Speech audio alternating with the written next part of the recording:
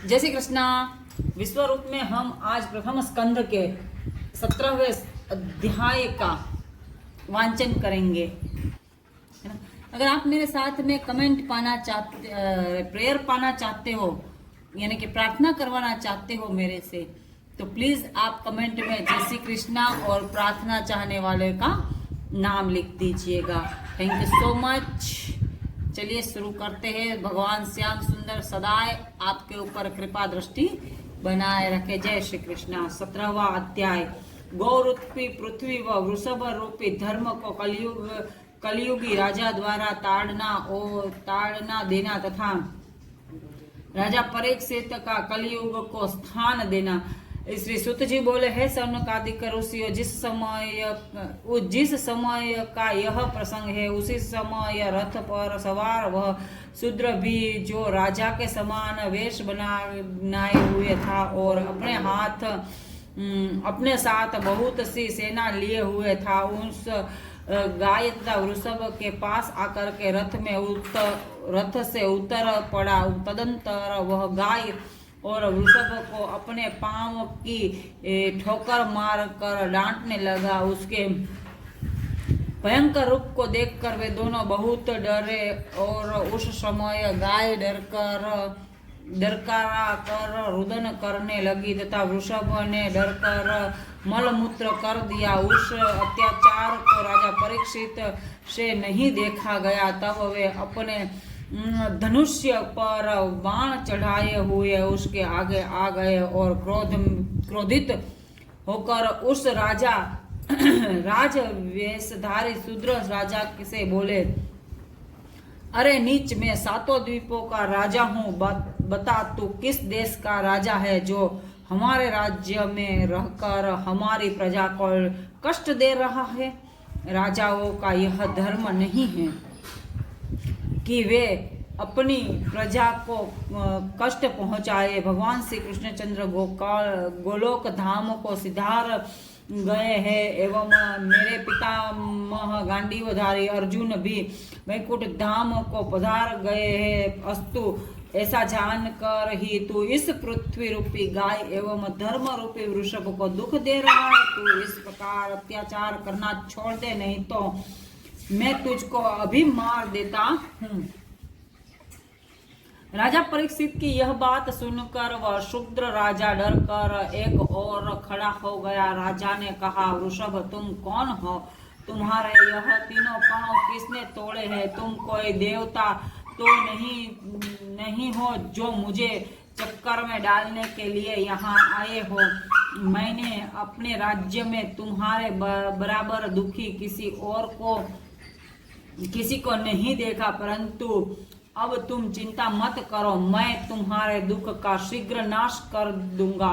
वृषभ को इस प्रकार समझा कर परीक्षित गाय से बोले, हे गौ माता, तू रो मत। मैं अत्याचारी एवं पापियों को अवश्य दंड दूंगा, क्योंकि जिस राजा के राज्य में प्रजा दुख पाती है उसकी कीर्ति नष्ट हो जाती है, आयु क्षीण हो जाती है, ज्ञान जाता रहता है और परलोक बिगड़ जाता है। इसीलिए राजाओं को चाहिए कि वे अपने राज्य में दुखियों का दुख दूर कर दे। जो राजा इस धर्म को धारण करता है उसे फिर किसी तरह का जप तप करने की आवश्यकता नहीं रहती।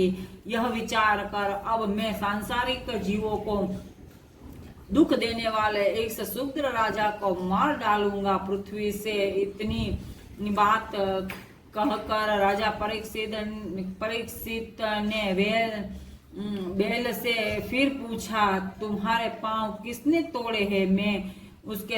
मैं उसके हाथ काट दूंगा। मैं भगवान श्री कृष्ण चंद्र महाराज का दास हूँ।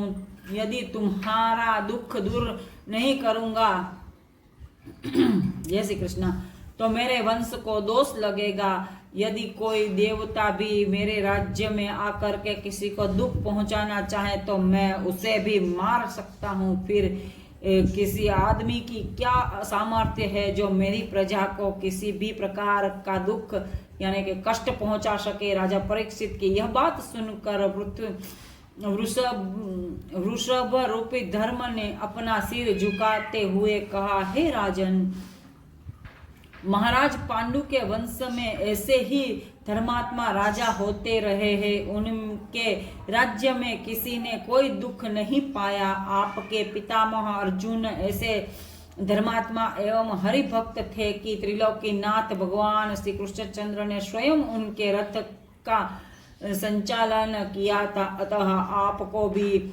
यही उचित है कि आप दीन दुखियों का सदैव ध्यान रखें। मैं स्वयं यह नहीं जानता हूँ कि मुझे किसने कष्ट पहुँचाया है।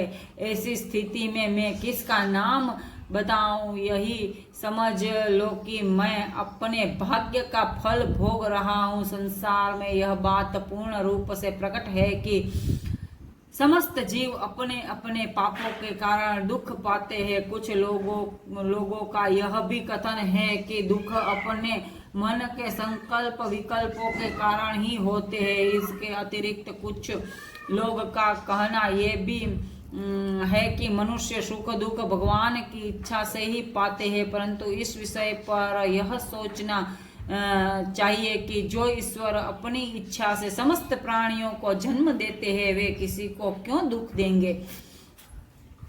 इसलिए इस बात में ईश्वर को दोष नहीं देना चाहिए। मैं तो यही कहूंगा कि पाप भी मनुष्य की इच्छा से नहीं कर सकता, क्योंकि सब कार्य मनुष्य की इच्छा शक्ति से नहीं होता है। राजा परीक्षित ने वृषभ रूपी धर्म के ऐसे वचनों से अपने हृदय को पवित्र करके भगवान नंदन के चरणारविंदों का स्मरण किया। उस समय उन्हें यह आभास हो गया कि वृषभ के रूप में धर्म, गौ के रूप में पृथ्वी तथा शूद्र राजा के रूप में कलयुग यहाँ आया है। और इसी कलयुग ने धर्म के तीनों पांव तोड़ दिए हैं एवं पृथ्वी को कष्ट दिया है। इस पृथ्वी के स्वामी श्री कृष्णचंद्र जी परलोक धाम गए हैं। उन्हीं के वियोग से पृथ्वी दुखी हो रही है। पापी का नाम लेने से पाप होता है और धर्मात्मा का नाम लेने से पुण्य होता है। यही सोचकर वृषभ रूपी धर्म ने अपने शत्रु कलयुग रूपी पापी का नाम नहीं बताया था। राजा परीक्षित को यह भी ज्ञान हो गया कि पहले धर्म के 4 चरण तप, सत्य, दया और क्षमा स्थिर थे, परंतु कलयुग में पाप अधिक बढ़ जाने से उनके तप, दया एवं क्षमा रूपी 3 चरण टूट गए हैं। अब जब धर्म का जो सत्य रूपी एक चरण शेष रहा है, उसे भी यह कलयुग अब तोड़ देना चाहता है। इस बात का ज्ञान होते ही राजा परीक्षित बहुत क्रोधित होते हुए तथा तलवार उठाकर कलयुग को मारने के लिए जय श्री कृष्णा उठ खड़े हुए। जब कलयुग ने देखा कि यह धर्मात्मा राजा क्रोधावेश में मेरे प्राण लेना चाहता है और मुझ में इससे लड़ने की शक्ति नहीं है, तब वह अपने प्राणों को बचाने के लिए राजा परीक्षित के चरण में जा पड़ा और हाथ जोड़कर प्रार्थना करने लगा। राजा ने जब ऐसे शरण में आया हुआ जाना, तब वे दया एवं धर्म का विचार कर द्रवीभूत हो गए और उन्होंने अपनी तलवार को झुका दिया। राजा परीक्षित कलयुग से कहने लगे, हे कलयुग, जहाँ तक मेरे पितामह महाराज युधिष्ठिर एवं महामना अर्जुन का राज्य था, वहां तक मुझे प्रवेश नहीं करना चाहिए, क्योंकि तू अधर्मी एवं पापी लोगों का साथी है। अतः तू जिस देश में रहेगा उस देश के राजा का मन धर्म से हट जाएगा। तू काम, क्रोध, लोभ, मोह, अहंकार, झूठ, कलह एवं कपट से पूर्ण है। अतः भारत खंड में जहाँ तक मेरा राज्य है, वहाँ तक तू प्रवेश नहीं करना। जिससे मेरे राज्य के सब लोग निरंतर धर्म का कर्म करते रहे। इस भारत खंड में जप तप एवं ईश्वर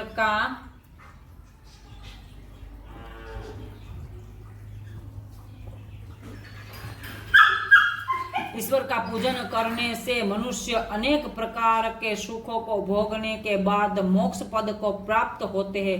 यदि ऐसे स्थान पर तू अपना निवास करके उपद्रव मचाएगा तो यहाँ के लोग भी अधर्मी एवं पापी हो जाएंगे। इसलिए तुम मेरे आदेश अनुसार कार्य कर, नहीं तो तेरे प्राण बचना कठिन हो जाएगा। महाराज परीक्षित के इस आदेश को सुनकर कलयुग ने हाथ जोड़कर प्रार्थना करते हुए कहा, हे राजन, आप बड़े धर्मावतार और न्यायकारी है, इसलिए आप मेरी विनय पर भी कुछ ध्यान दीजिए। पर पितामह ब्रह्मा जी ने सतयुग, त्रेता, द्वापर एवं कलयुग इन 4 युगों का निर्माण कर प्रत्येक युग की अवधि निश्चित कर दी है। इसमें सतयुग, त्रेता और द्वापर तो अपनी अवधि पूरी कर चुके हैं। अब मैं कलयुग ही शेष बचा हूँ। मेरा शासन काल अब प्रारंभ हो गया है और आप मुझे यह आज्ञा दे रहे हैं कि आपके राज्य में मैं निवास ना करूं। आपका राज्य तो 7 द्वीपों में फैला हुआ है, अतः अब आप ही बताइए कि मैं कहाँ निवास करूं। इसके साथ ही आप यह भी ध्यान रखें कि ब्रह्मा जी ने 4 युगों की जो अवधि निश्चित कर दी है उस में किसी प्रकार कोई परिवर्तन नहीं हो सकता। दूसरी बात यह है कि आपने मेरे अवगुणों को तो देखा, परंतु मेरे गुणों को अभी तक नहीं जान पाए हैं। मुझ में यह एक बहुत बड़ा गुण है कि सतयुग में यदि किसी राज्य में कोई एक मनुष्य ही पाप करता था तो उसका दंड राज्य के समस्त लोगों को भुगतना पड़ता था। त्रेता में एक मनुष्य के अत्याचार करने पर उसका फल नगर के सब लोगों को मिलता था। इसी प्रकार द्वापर में एक मनुष्य के अधर्म करने से समस्त कुटुंब के लोगों को ही उसके पाप का दंड भोगना पड़ता था। परंतु मेरे राज्य काल में यानी कि कलयुग में तो मनुष्य पाप करता है, मैं केवल उसी को पकड़कर उसके पाप करने वाले अंग को ही दंड देता हूँ। अब अन्य युगों में मानसिक पाप करने पर भी मनुष्य को उनके विधानुसार उसका दंड भोगना पड़ता था, परंतु मेरे युग में मानसिक पाप न होकर उसके मानसिक पुण्यों का फल प्राप्त होता है। अर्थात के कलयुग में अगर तुम मन के द्वारा कोई पाप करते हो तो उनको भुगतना नहीं पड़ता। केवल मन के द्वारा अगर आप पुण्य करते हो, हरिस्मरण करते हो, परमात्मा का ध्यान करते हो तो उनके फल का विधान है। कलयुग के ऐसे दिन वचन सुनकर भी जब राजा परीक्षित को उस पर दया नहीं आई तब कलयुग पुनः कहने लगा, हे महाराज, मुझ में इसके अतिरिक्त एक गुण यह भी है कि सतयुग में मनुष्य को 10,000 वर्षों तक तप करना पड़ता था, तब कहीं उसकी मनोकामना पूरी होती थी। त्रेता में मनुष्य हजारों वर्ष तक यज्ञ करते थे, तब उनका उद्धार होता था। इसी तरह द्वापर में भी सैकड़ों वर्षों तक, सैकड़ों अर्थात के 100 वर्षों तक भगवान का जप एवं पूजन करने पर मनुष्य को मोक्ष प्राप्त होता था। परंतु मेरे राज्य काल में यदि कोई मनुष्य पवित्र हृदय से प्रेम पूर्वक एक क्षण भी भगवान का स्मरण कर लेता है और उनकी लीलाओं का श्रवण करता है, वह जन्म जन्म के पापों से मुक्त होकर के उसी समय अपनी कामनाओं को प्राप्त होता है। अर्थात कहते हैं ना कि कलयुग केवल नाम आधारा, सुमिर सुमिर नर उतरत पारा। सिर्फ नाम स्मरण सुनने मात्र से ही कलयुग में मनुष्य का उद्धार हो जाता है, ऐसा श्रीमद् भागवत का कहना है, मेरा कहना नहीं है। चलिए आगे सुनते हैं। जय श्री कृष्ण।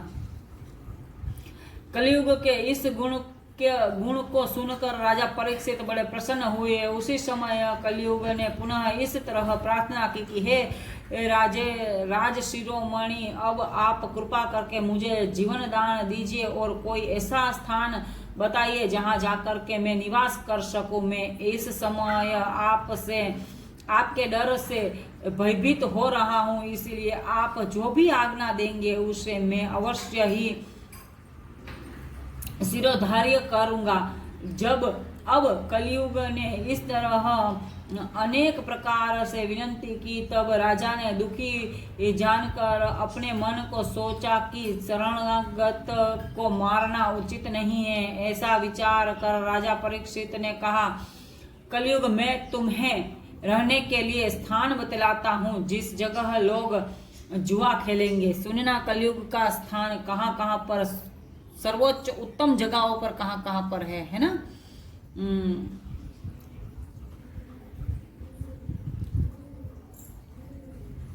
अब सुनना, कहाँ पर लोग जहाँ जुआ खेलते हो वहां पर मदिरा बिकती हो, जिस स्थान पर वेश्या रहती हो और जहाँ पर जीव हिंसा होती है उस स्थान पर जाकर तुम निवास करो। राजा परीक्षित का यह आदेश सुनकर कलयुग ने पुनः नम्रता पूर्वक कहा, हे राजन, इन 4 स्थानों में मेरा पूरा परिवार कैसे रह सकेगा, अतः आप मुझे कुछ स्थान और बताइए। राजा परीक्षित बोले, जिस लोभी मनुष्य के पास मुद्रा एवं सोना हो किंतु वह उसे दान तथा धर्म कर्मों में न लगाता हो, वहां जाकर भी तुम निवास कर सकते हो। इन 5 स्थानों के अलावा यदि किसी अन्य स्थान पर जाकर के तुम निवास करोगे तो मैं तुम्हें मार दूंगा।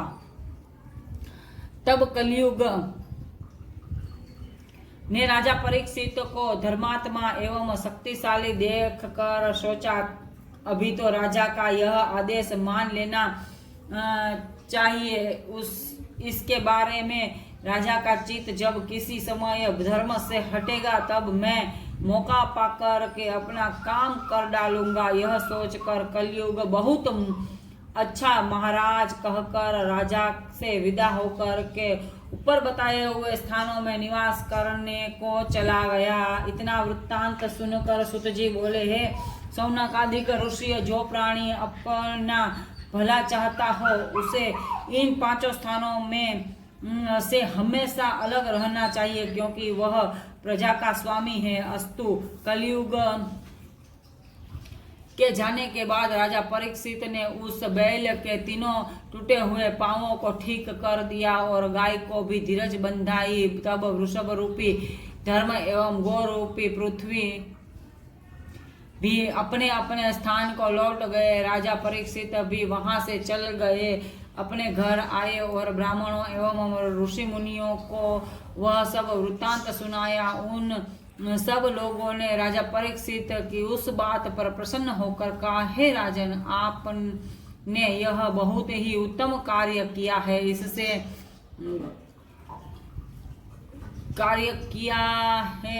इससे आपके राज्य में कलयुग का आना असंभव है। तत्पश्चात राजा परीक्षित ने राज्य भर में यह ढंढेरा पिटवा दिया कि प्रत्येक मनुष्य जीव हिंसा, मदिरा पान, वेश्यागमन तथा जुए से दूर रहे। इसके अनंतर सभी लोग अपनी संपत्ति में से कुछ धन दान किया करे। जो व्यक्ति देवता, साधु, गो, ब्राह्मण, वेद एवं शास्त्रों को नहीं मानेगा अथवा ऊपर बताए हुए 5 निषेध कर्मों से एक को भी करेगा, उसका सारा धन और अन्न छीन लिया जाएगा। महाराज परीक्षित द्वारा की गई इस घोषणा के परिणाम स्वरूप सबका मन धर्म कर्मों में लग गया। इस प्रकार राजा परीक्षित धर्म की वृद्धि करते हुए हस्तिनापुर का राज्य करने लगे। वे हमेशा आनंद कंठ श्री कृष्णचंद्र जी की लीलाओं को सुनते और उन्हीं के चरणों में अपना मन लगाए रहते थे। उनके राज्य में समस्त प्रजाजन भी अपने धर्म पर दृढ़ रहकर आनंद का उपयोग कर रहे थे। बोले कृष्णचंद्र भगवान की जय हो। जय श्री कृष्ण।